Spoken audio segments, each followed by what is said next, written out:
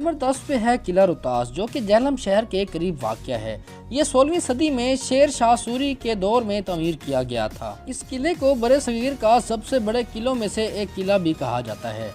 खुशकिस्मती से इस किले पर कभी भी एक हमला भी नहीं हुआ। इसके नतीजे में ये आज भी अपनी पूरी शान शौकत के साथ मजबूती के साथ खड़ा हुआ है। किला रोहतास जनूबी एशिया के सबसे बड़े किले से जाना जाता है। किला रोहतास 70 एकड़ के करीब रकबे पर मुहित है। 4 किलोमीटर की दीवारों से घिरा हुआ है, जिसके 68 मीनार और 12 दरवाजे हैं। इस किले में एक वक्त के अंदर 30,000 फौजी रह सकते हैं। अगर आप पुराने मीनारों और फने तामीर को तलाश करने में दिलचस्पी रखते हैं तो आपको इस किले से महरूम नहीं होना चाहिए। और अगर आप ऐसे शख्स हैं जो आम शहरी की जिंदगी से फरार होना चाहते हैं तो आप मशहूर पहाड़ी मकामात पर जाएं। नंबर 9 पर है तख्त पेई। तख्त पेई जिसे पानी के चश्मों का तख्त भी कहा जाता है। ये एक हिंद थारपाई